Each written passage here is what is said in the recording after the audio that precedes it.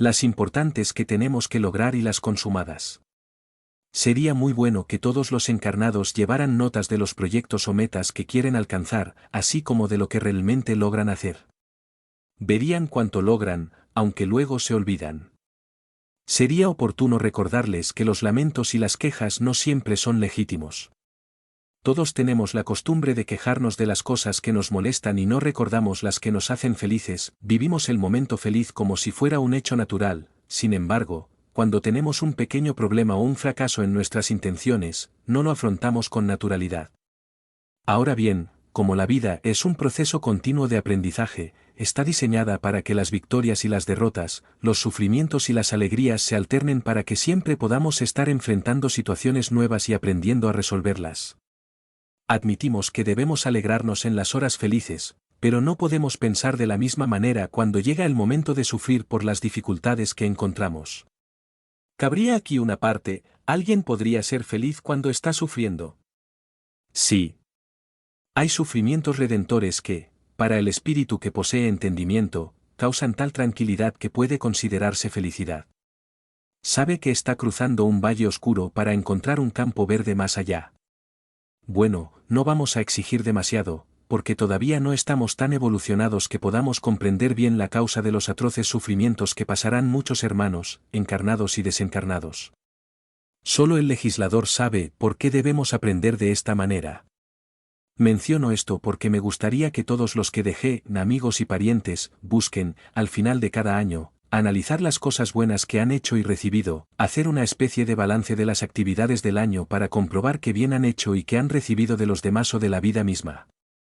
En mi diario suelo anotar, lugares en los que he estado, personas asistidas por mí o por mi intermediario, con la ayuda del grupo al que pertenezco, mensajes que dicté, ocasiones en que hablé con mis padres, en espíritu, etc.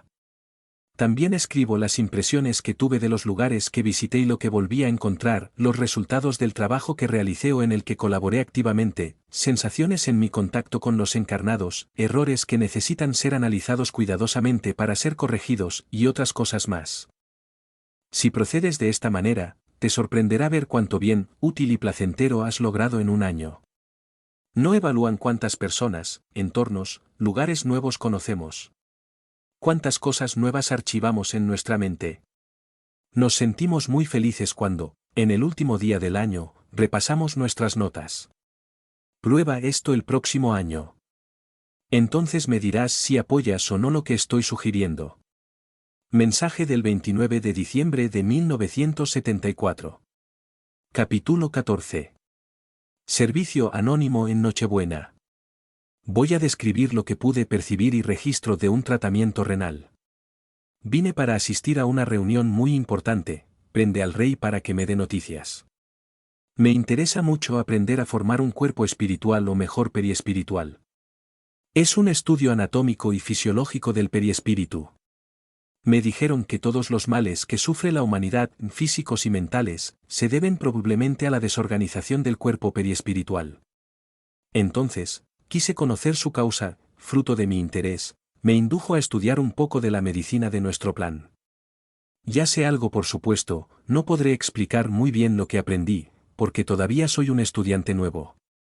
Sin embargo, ya puedo distinguir, en el cuerpo del encarnado, la parte que está integrada en él y que no pertenece al físico, está destinado a separarse de él cuando desencarne.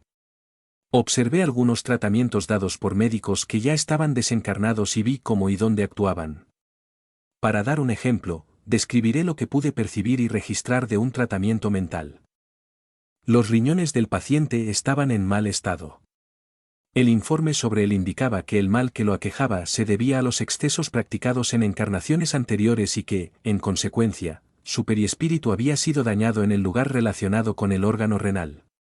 Como esta persona en la presente encarnación es sobria y comedida, además de tener una familia numerosa y rescata que rostros con coraje y eficiencia, existía la posibilidad de requerir una mayor permanencia en el cuerpo para ello.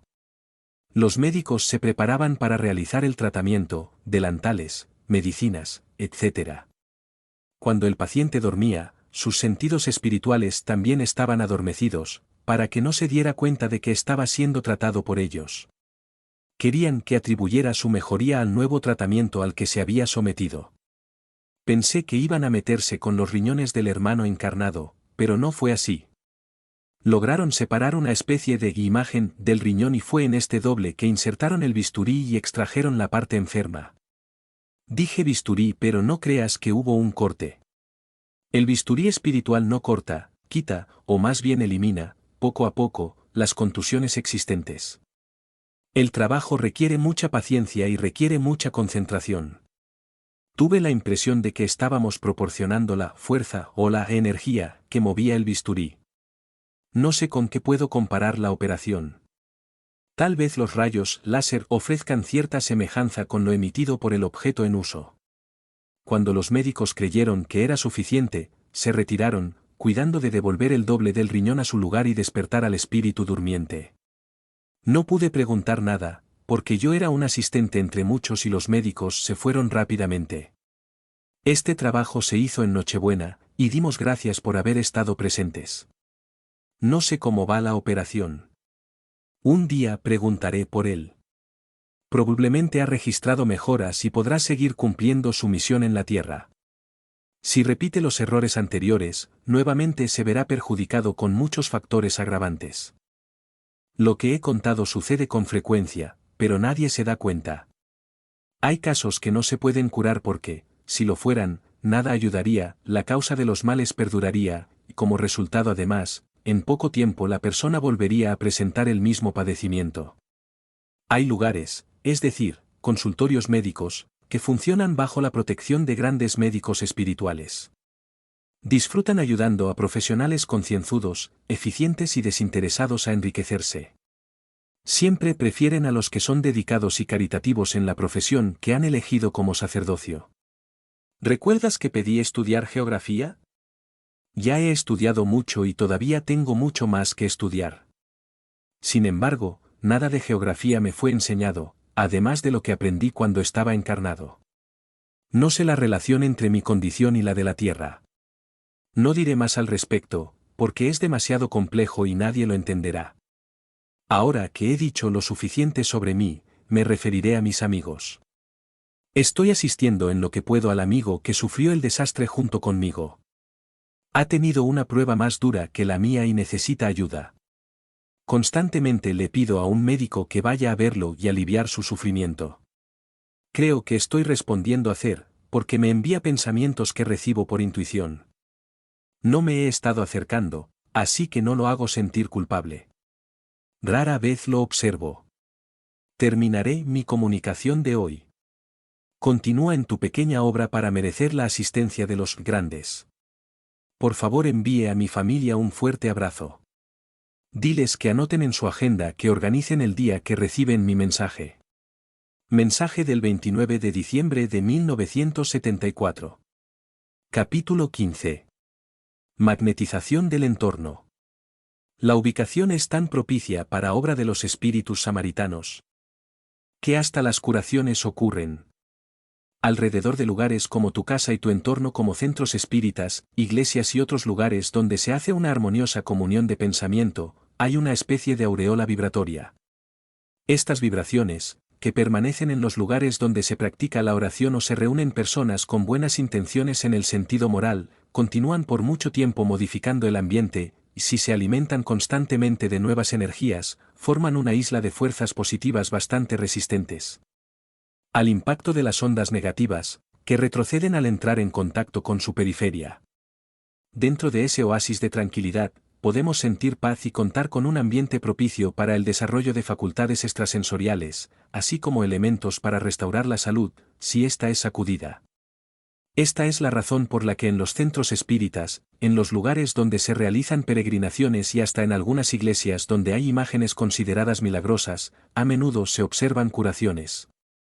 Estudiemos el asunto.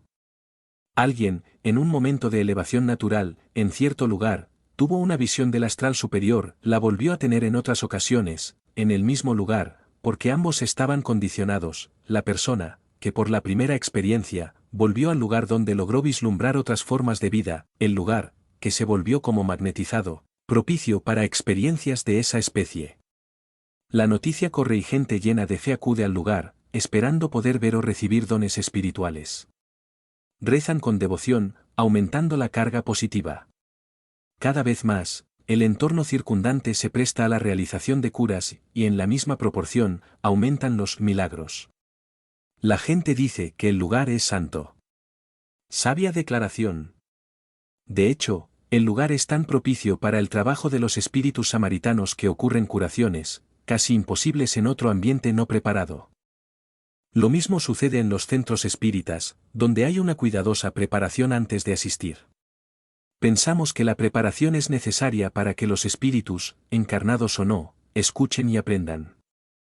Sí, esto es muy útil, pero el mayor beneficio aún no es este. Escuchamos, comprendemos, pero muchas veces nuestro campo mental no permite la asimilación espiritual. Así que los siervos desinteresados de Cristo nos ayuden a tener una mayor comprensión. Pues bien, esto es posible a gran escala cuando la habitación se impregna de buenas vibraciones, vibraciones de una frecuencia superior a las que solemos emitir en la vida ordinaria. Cuando recomendamos que, antes de iniciar las obras espíritas, no nos detengamos en conversaciones de bajo contenido moral, que no practiquemos los vicios comunes, por el contrario, que procuremos orar, leer las obras, mantener la calma, es para lograr el equilibrio.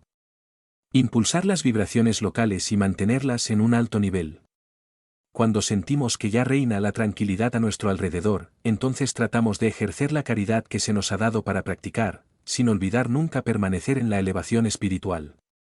Los grandes santos de la historia mantuvieron este patrón vibratorio y por eso se extendió alrededor de sus cuerpos un campo de fuerza positivo, a veces bastante extenso, favoreciendo las curas que realizaban. El primer paso que debemos dar para equilibrar nuestras fuerzas es conservar el entorno magnetizado. Usamos la palabra imán, que significa transformado en un campo de acción positivo. Dentro de él, los hechos relacionados son más fáciles de ocurrir. Las personas que pueden mantener su campo perfectamente equilibrado obtienen una gran ventaja, donde pueden florecer hermosas cualidades. Un espíritu iluminado puede advertir fácilmente que todos los consejos de Jesús se refieren a la reforma de la persona, a través de la práctica de las virtudes. No creas que es un código de honor, como solemos admitir. Los evangelios nos aconsejan sobre normas que, si se observan, ayudan a formar un campo magnetizado a nuestro alrededor.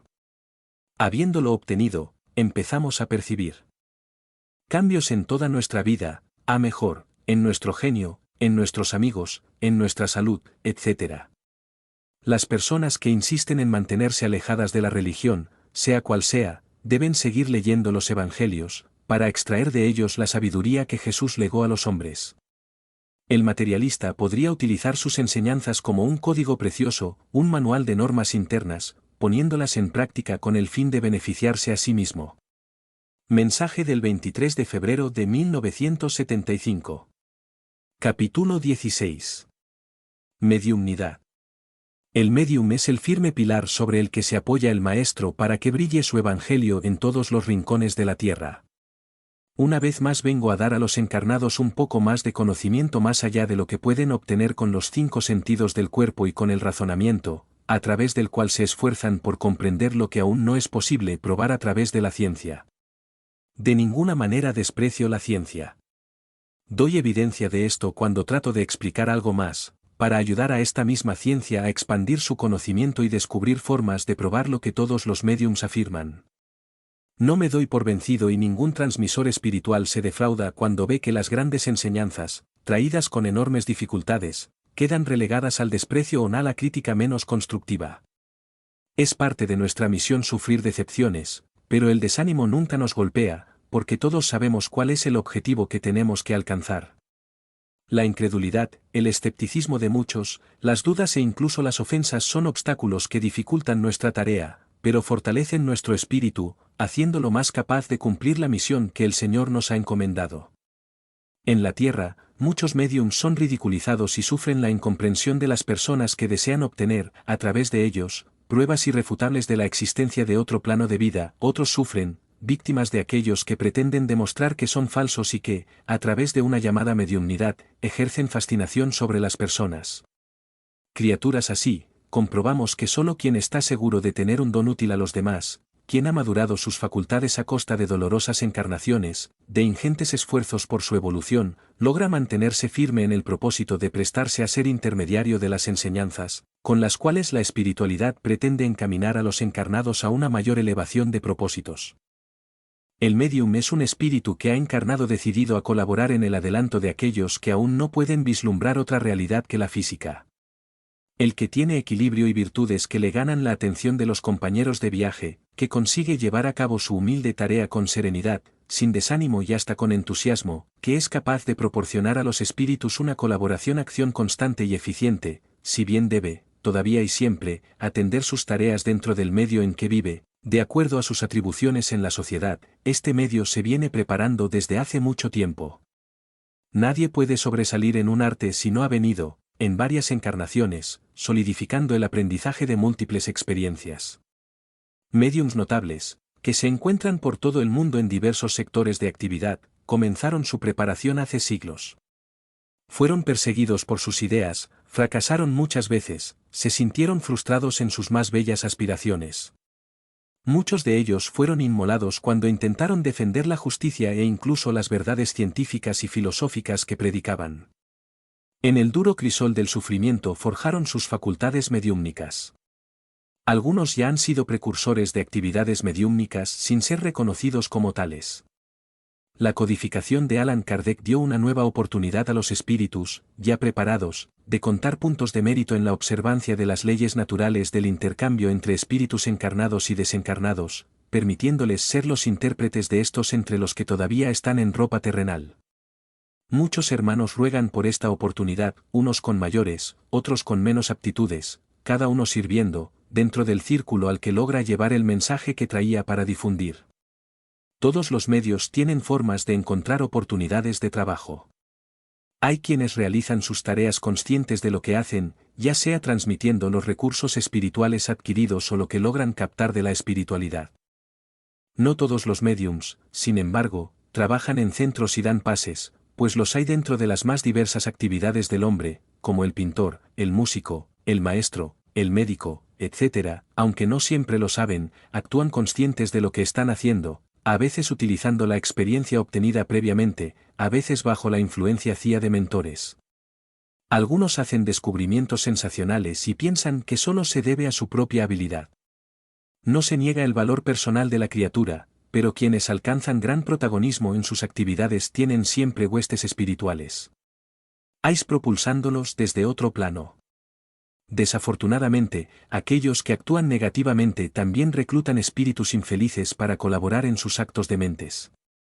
Es estar lastimado. Hay quienes temen un fracaso, por tanto, ruegan, antes de meterse en el oleoducto, que se les dé un medio que les obligue a seguir el camino que ellos mismos han trazado. Vemos, entonces, a los portadores de extrañas enfermedades de las que solo se libran cuando encuentran un grupo espiritista que los ayuda y guía. Comienzan a ejercer una mediumnidad inconsciente, sin siquiera conocer los métodos utilizados para cumplir la misión de la medicina. Muchos duermen y trabajan hasta que se despiertan, completamente ajenos a lo que han hecho o dicho. La mediumnidad es evidente en personas que nunca tuvieron idea de lo que era. Se pasan la vida ayudando a los demás con oraciones y aconsejando a los hombrecillos, que siempre curan, aunque la variedad de tés es escasa para tantas dolencias que aquejan al hombre encarnado. Ese hermano que inicia su ascenso necesita esclarecimientos para acortar su camino en la adquisición de facultades, que un día le permitirán mantener contacto consciente con la espiritualidad mayor y brindar grandes pasos a la humanidad. Los médiums de hoy, dentro del don o dones de cada uno, buscan llevar a la comprensión de la mediumnidad al mayor número posible de hermanos neófitos, logrando así el perfeccionamiento de sus facultades. Cuando regresemos nuevamente al escenario terrestre, necesitaremos contar con valientes espíritus amigos que preparen el ambiente para el trabajo que nos proponemos realizar. Cuanto mayor sea el número de hermanos iluminados a nuestro alrededor, mayor será la proyección de nuestro trabajo hacia la realización eficiente dentro del plan del Creador. El medium es el pilar firme sobre el que se apoya el Maestro para que su evangelio brille en todos los rincones de la tierra, soberano, uniendo a todos los pueblos en un abrazo de amor y comprensión. Así es. Sé que me desvié un poco. Por eso me entusiasmé con el tema. Es difícil evaluar lo que representa un medium para un espíritu, que busca probar la continuación de la vida en la transmisión de sus mensajes. Con esto no pretendo tirarle papel picado a nadie, sino despertar a los médiums de la gran importancia que representa para todos nosotros el ejercicio de la mediumnidad. Por eso nos alegramos cuando sabemos que nuestros seres queridos están en camino, utilizando su mediumnidad, para construir mañana un mundo mejor. Mensaje del 24 de febrero de 1975. Capítulo 17. Orad y velad. Jesús recomendó que, antes de orar, rendiríamos reverencia a Dios y hacer las paces con los enemigos. Aproveché las vacaciones para buscar nuevos temas. No siempre soy capaz de traer noticias, no solo a ti sino también a amigos que están interesados en lo que escribo. Intento, sin embargo, darte alguna noción nueva, para que no te aburras con las repeticiones. A menudo, sin embargo, es necesario repetir ciertas enseñanzas, porque son básicas. Por ejemplo, el orar y velar. Oren, ¿cómo será? Tenemos una idea de que orar es ponerse en comunicación con Dios. Muy bien. ¿Cómo lograr esto? Hay rosarios de oraciones y no llega ni a la mitad de su conexión mental con la divinidad. Entonces, ¿de qué manera? Vamos a ver. Se ha admitido que la oración es comunicación con Dios, y nadie que conozca los evangelios puede ignorar cómo se hace esto. Jesús nos aconsejó rezar con sencillez sin multiplicar las palabras, y como ejemplo de oración, nos enseñó el Padre Nuestro. Todavía recomendó que, antes de orar, reverenciamos a Dios y hagamos las paces con nuestros enemigos. También recomendó que nos amemos unos a otros como Él nos amó. Nos enseñó a perdonar para ser perdonados, confiar en el Padre, que nunca desampara, y tomar como ejemplo las aves del cielo y los lirios de los campos. Mucho más nos enseñó Jesús. Pues bien, ¿qué es orar, o mejor dicho, cómo orar? Ofrezcamos a Dios, cada día, el esfuerzo que hemos hecho para vivir según el consejo de Jesús. Digamos a Entidad Suprema que mañana intentaremos acertar más. Demos gracias por el día que hemos vivido, con las experiencias que se nos han ofrecido y, así, con el corazón abierto, conscientes de que el Padre recibe el mensaje, podemos pedirle que nos bendiga y nos ayude. Así es como debemos orar. Es una forma sencilla de cómo todo es realmente superior. La espiritualidad, para ser alcanzada en nuestras oraciones, necesita ser mentalizada de forma clara y natural. Mientras haya cielos con altibajos, lugares para élites espirituales o corrientes milagrosas, no será posible percibir realmente qué es la espiritualidad y cómo es. Cuando desencarné, no me di cuenta de inmediato que ya era solo un espíritu, tal era la realidad absoluta de todo lo que me rodeaba. Simplemente no podía hacerme entender por los encarnados. Eso fue lo primero que me hizo pensar en la posibilidad de ser un espíritu. Después, ya escribí mis observaciones. Ahora pensemos en el vigilante. ¿Cómo haremos con nuestros hijos cuando estemos encarnados? Mientras son pequeños, velamos por sus cunas, luego por sus primeros pasos, después, sus amigos, los ambientes que frecuentan. ¿Por qué hacemos esto? Todos saben. Es porque existen personas malas e ignorantes que pueden desviarlos del camino recto, transmitirles nociones erróneas sobre la vida, creándoles, en fin, una serie de problemas que pueden surgir en detrimento de la buena conducta que deseamos verlos seguir. Como ya he dicho, el mundo espiritual no se diferencia del mundo terrestre porque está formado por espíritus que ya se han encarnado y que han venido de todas partes. Tanto los buenos como los malos desencarnan, y espiritualmente, siguen pensando como encarnados. Solo perdieron el cuerpo, la mente sigue viva y manteniendo el entendimiento de que poseído antes, incluidas las ambiciones materiales. Es difícil que un espíritu poco entendido se desprenda de las cosas terrenas, es decir, de sus bienes, porque las ideas, estas, siguen siendo las mismas. Si la persona en estas condiciones no es llevada a un lugar de descanso donde equilibre sus ideas y sea conducida al aprendizaje espiritual, será un obsesor de los encarnados que están en sintonía con él y no están velando. Necesitamos saber bien lo que queremos y por qué lo queremos, para que no se infiltren en nuestra mente ideas contrarias que nos desvíen de nuestro camino. Si el encarnado no busca orientar su vida por los sabios consejos de los evangelios, no se esfuerza por trabajar en su evolución espiritual dentro de las atribuciones que le competen en el planeta, fácilmente caerá presa de aquellos hermanos que, además, todavía no he intentado progresar.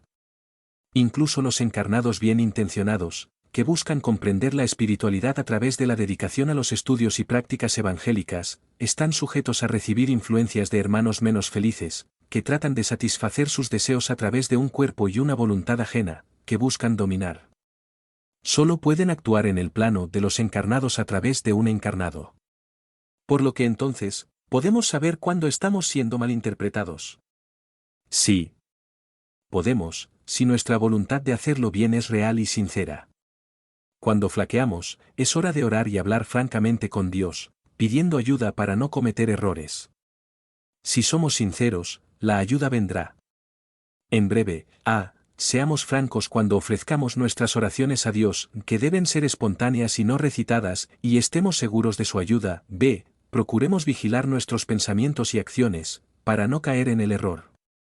Cualquiera que conozca los evangelios no puede negar que tiene una norma que le sirve de guía, entre tantas ideas y conceptos existentes dentro de las sociedades humanas.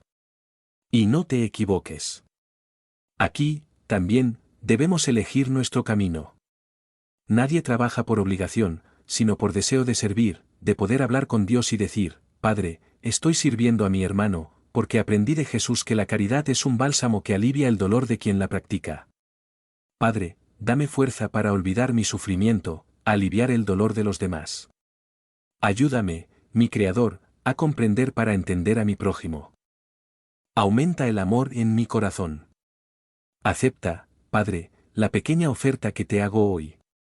De mi diminuto trabajo en Seara de Jesús. Que Dios los ayude a todos a mantenerse equilibrados en el propósito que ha guiado su existencia terrenal. Mensaje del 7 de marzo de 1975. Capítulo 18. Ponte en forma para el mañana. Mientras no sepamos conducir nuestro pensamiento hacia los planos elevados de la vida, no podremos llegar a la meta de los iluminados. El espíritu, aunque cambia a través de la evolución, sigue siendo el mismo y hay rasgos característicos que nunca pierde. Son ellos quienes se manifiestan por una tendencia única de su estructura emocional, haciendo sentir su individualidad a través de los sentimientos y emociones que transmiten.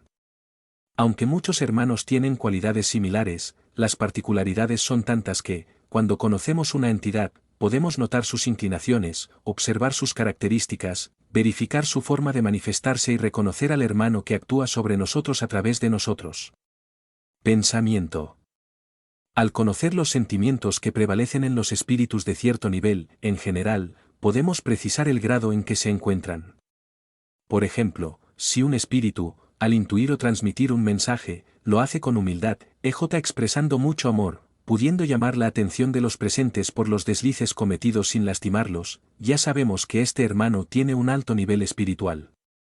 Si un mentor busca orientar con un lenguaje claro, sin ser perturbado por posibles interpelaciones irreverentes o incluso irónicas, continuando hablando en el mismo tono de adoctrinamiento amoroso pero enérgico, entonces sabemos que el hermano tiene credenciales para estar sirviendo como un digno maestro de alma. Sin embargo, si el espíritu se muestra autoritario, poniéndose nervioso con las interrupciones, incapaz de mantener sus vibraciones de amor a todos los presentes, comprobamos que es un hermano necesitado de muchas mejoras, aunque a menudo trae mensajes útiles.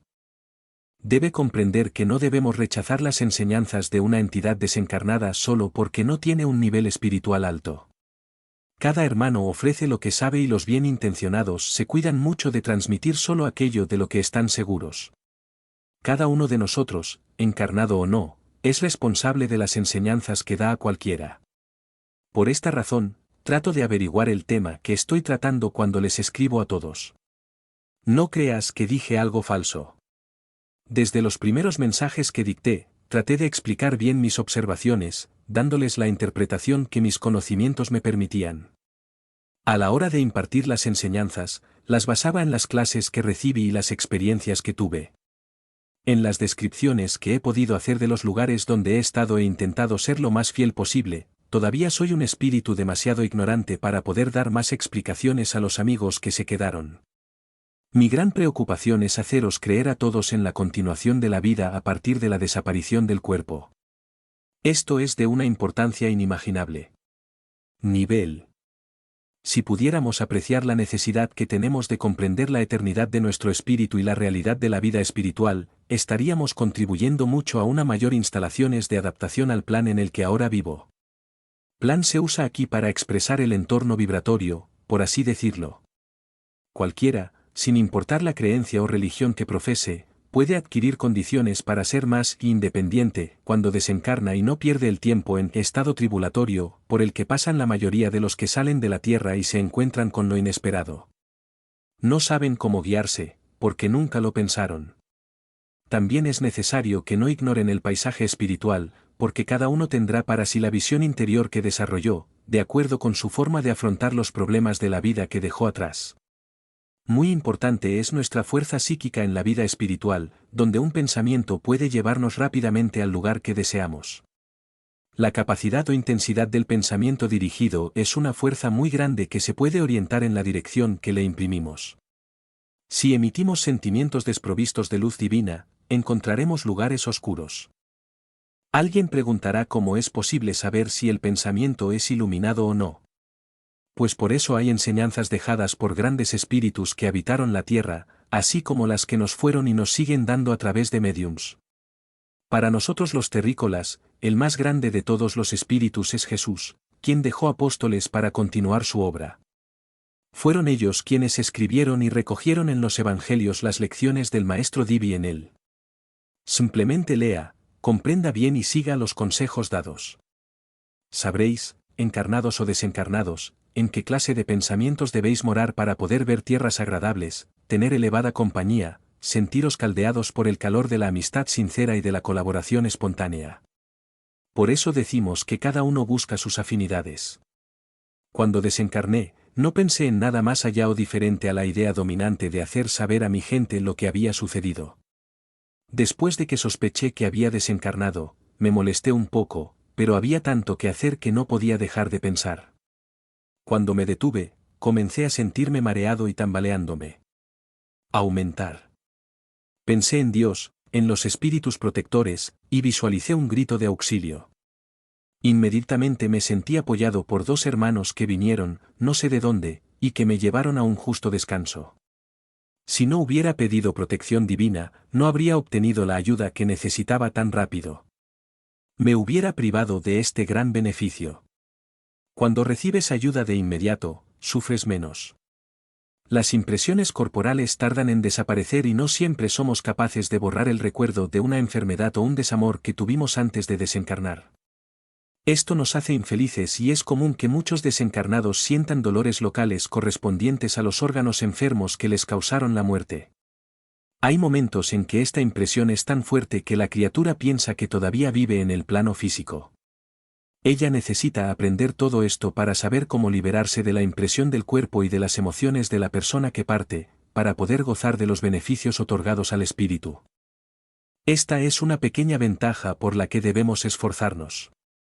Es necesario que, cumpliendo nuestra misión en la tierra, nos vayamos capacitando para entrar en la patria de los espíritus, para que allí podamos continuar nuestro trabajo sin interrupción. Entonces, sí, nuestra evolución es apurada y pronto podremos reclamar una encarnación en otras condiciones, es decir, en un orbe con mejores condiciones que la Tierra. Pero mientras no sepamos conducir nuestra plumasación para los planos elevados de la vida, no seremos capaces de alcanzar la meta de los iluminados.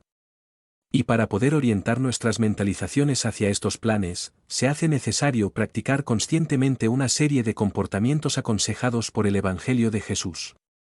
Son recomendaciones efectivas, cuando se siguen con el corazón. Con esto termino la serie de mensajes para ti. Pronto escribiré otro. Hay mucho trabajo, pero he decidido transmitiros mis impresiones y mis conocimientos, y si Dios quiere, seguiré dictando mis mensajes con la mayor claridad posible. Dios nos ayude y cumplamos la tarea, Dios ayude a la Madre a luchar por integrarme al ambiente espírita de los encarnados. Dios proteja a todos los hermanos que se interesen en lo que escribo y ayude a difundir mis experiencias. Mi abrazo a mi papá y un viejito muy bien hecho, a mi hermano Sergio Luis San Bernardo del Campo.